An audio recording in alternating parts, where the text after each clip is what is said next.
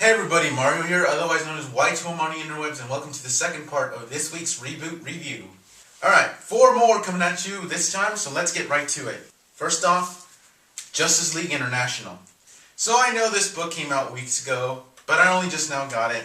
Thanks a lot, very slow mail order service. I gotta tell you, have mixed feelings about this book.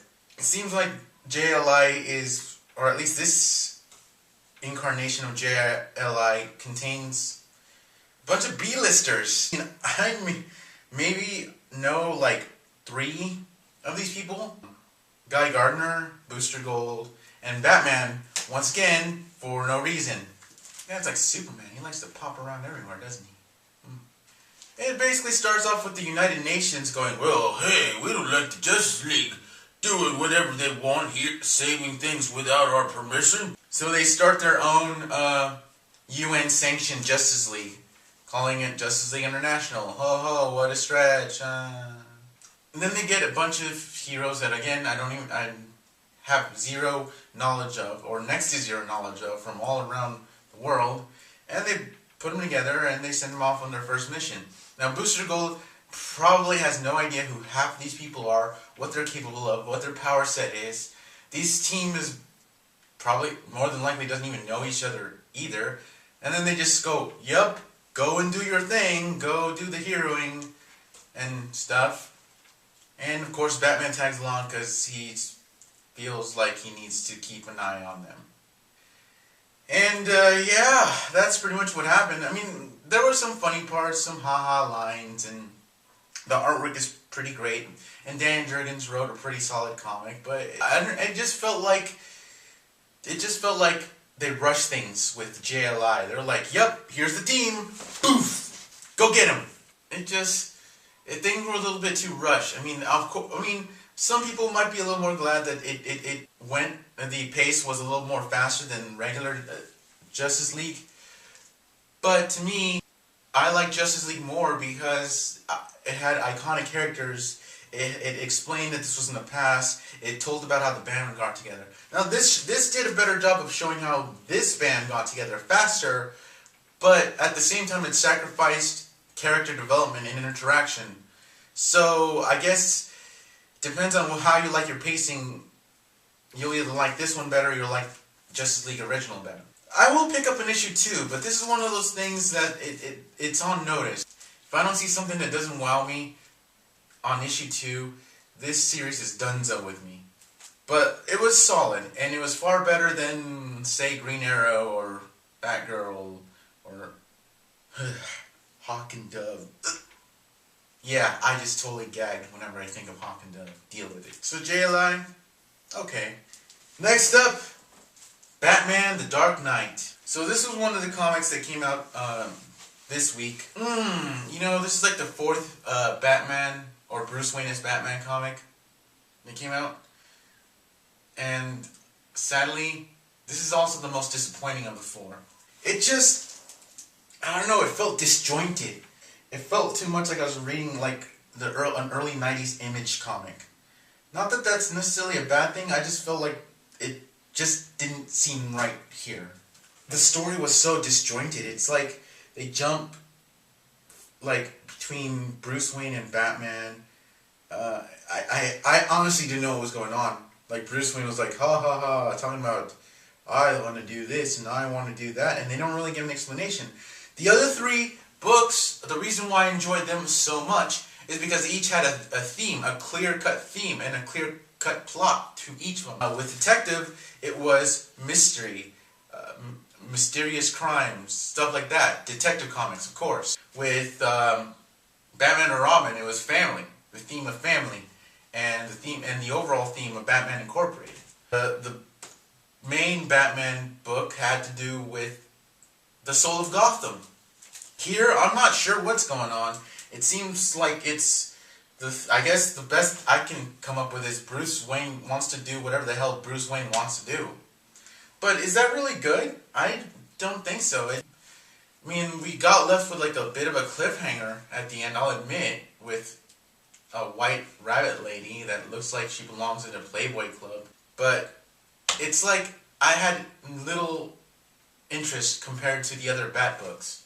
And that's very disappointing. I can't believe I'm saying this, but this Batman comic was meh for me. It really was. And I also am afraid to say it, but this better wow me in the next issue, or I'm done with this. I have 3 other Bat books. I think I can live without one.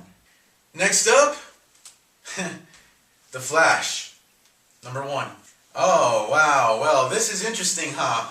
I feel like in a way I've come back full circle because you see my original Reboot review, the first one, basically featured Flashpoint number 5, which, as you know, not a big fan of at all. It seems like the writer, Francis Manapul, kind of knew that the Flash needed to be redeemed a little bit from Flashpoint. I'm happy to say he did an excellent job of doing just that. I love the artwork. The artwork just seemed perfect for the Flash. It just has the right look. I love the use of panels. It is a clever use of panels. There's going to be this one page in particular that probably has one of the best uses of the panels I've ever seen. And it's just so clever, mixing in with the sound effects, the lettering, brilliant. Barry Allen was a likable guy and not a whiny tard like he was in Flashpoint. And I'm happy to report there's no signs of any cosmic treadmills anywhere. Yay! It had an interesting hook, an interesting mystery was springing up, a new threat that was clear, and it made you go WTF at the end. I enjoyed this book. This was a very solid book. I can't believe I'm saying this about The Flash, but this was a really great book. It was a really solid book, and I'm definitely going to get an issue 2 because I want to see what happens next. This is great. This is a great for the new and or inexperienced reader comic, which is, I think, what sets it apart from most is that it was never clear what several other books were who they were meant to be. Actually, scratch that. This is actually meant for both longtime fans of The Flash and new readers, because this book had a solid story, likable characters, and great art that really should appeal to both types. So definitely getting an issue 2. Can't believe I'm saying that. Alright, and now another Green Lantern book came out this week. Green Lantern, New Guardians. So, Kyle Rayner. I like him personally because he's my second favorite human Lantern next to Hal Jordan. I know there's like a lot of extremes between this guy. You either really like him or you really hate him and you want horrible things to happen to him. Which, wow, really? Haters? Wow. This was another great setup origin, well, not really an origin book, but more of a great exposition setup book. And unlike other similar books in the New 52, this one set up its exposition rather quickly. So while we know that some bad juju went down on the planet Oa, Kyle got recruited by the Green Lantern Corps, or specifically by a Guardian. It was like, bam, go and be Green Lantern-y. So we see some exposition. We see Kyle basically doing his thing and saving some lives and all that stuff. And then we get a glimpse of the other colored lanterns doing their thing. And then we see the rings develop minds of their own and go whoosh. And where they end up is a great way to end issue 1. Great way to hook readers like myself into getting issue 2. It left me scratching my head and it left me wanting for more. The art was great, the writing was great. This is another solid, a great solid book. And I like Kyle Rayner, so for me, this was not a hard book to read or to swallow or whatever.